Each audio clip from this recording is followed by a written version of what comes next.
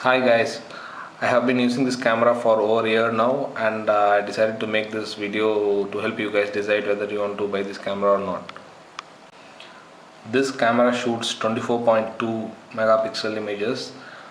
The images are really good, and the raw files go to about 30 MB. It varies from 20 MB to 30 MB, and the JPEG varies from 8 MB to 15 MB. And the DxOMark website. DxOMark is a website which gives rating for the camera sensor's performance. The rating given to this camera sensor is equal to the rating of 5D Mark III. Yes, Canon 5D Mark III sensor rating equals the sensor rating of D3200. So you can expect really good quality images from the sensor of this camera. The camera shoots at 4 frames per second, and let me show you the demo.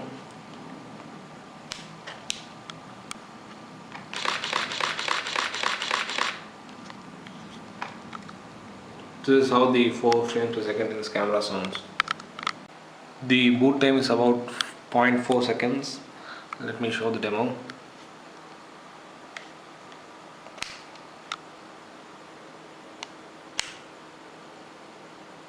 After using the camera for over a year, the problems which have come on the camera is the body doesn't have any problem. The rubber from the camera's focusing ring is coming out. You can see here. I think I will be able to fix it by using some Fevicol or something, and pretty much the camera is okay. The features that are missing in this camera are first thing, the camera doesn't have auto bracketing. So if you're going to shoot HDR images, you have no other option but to shoot manually. It's not a big feature that is missing from this camera, but the Canon 550D has automatic bracketing.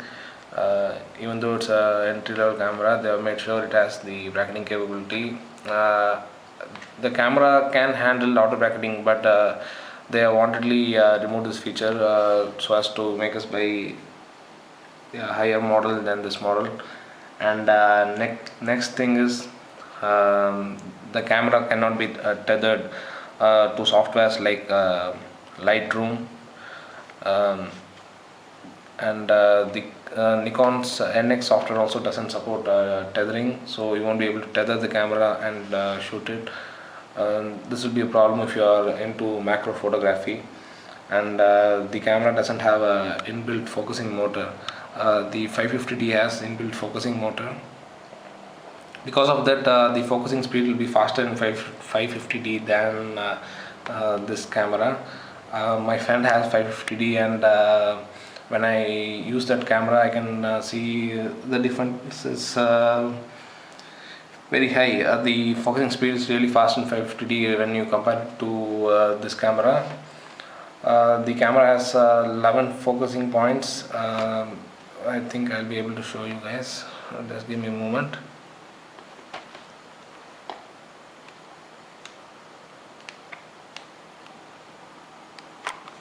So this is what you see when you are going to look through the viewfinder. There you can see the shutter speed, the aperture, number of shots the buffer can take. Now it's like 13 shots, and you can see the light meter blinking, showing its underexposure. I'll show you the 11 focusing points. There you can see 1, 2, 3, 4, 5, 6, 7, 8, 9, 10, 11. So these are the 11 focusing points. The other feature that is missing in this camera is it doesn't have a live histogram. I don't know why they have done like that. It would be very useful if they had the live histogram, and we're able to see the histogram only after taking the images. So that's another feature it will be missing in this camera. There are two IR receivers, one in the front and one in the back, which helps you to take images from a remote location using IR remote. So that's quite useful. Camera uses ENEL14 battery. With this battery you can easily shoot about 500 images with flash, and without flash you'll be able to shoot more than 700 images. I recommend you guys to buy an extra battery because usually the battery runs out in the critical moment, so it will be a good idea to have an extra battery. Another thing to keep in mind is when you buy this camera, please buy at least 32 GB memory card, because the image is so big, the memory card gets full very fast. I am currently using a 64 GB memory card. I get about 1200 raw plus JPEG images. So you can see here, currently I can take about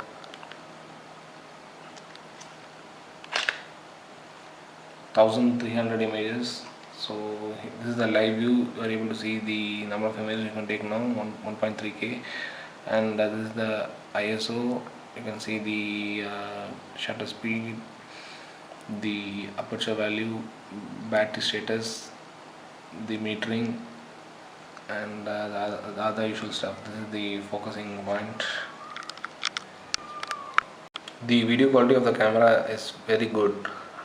You can shoot full HD videos at 25p, and you can shoot 60p videos when you're shooting at 750p video size. Camera supports the use of external mic, which you can fit here. Most of the entry-level cameras won't support external mic, but this camera supports it. It's quite a useful feature.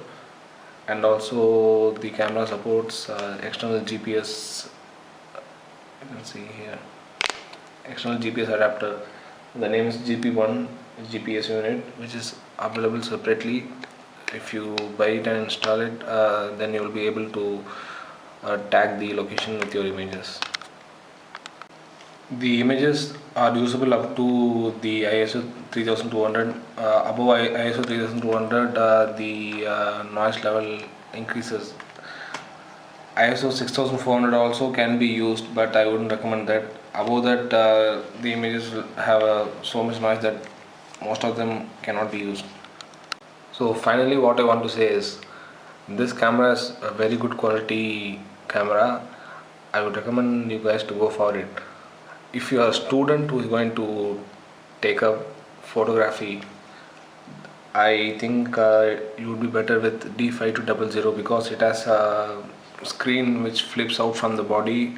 So if you are like going to shoot from a really low perspective, the flippable screen helps you to compose the scene much easier than this camera.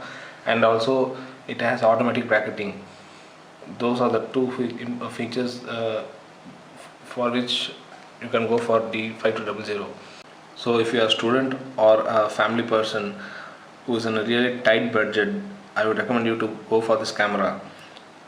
If you are in a dilemma whether to buy this camera or D5200, I would ask you to buy D5200.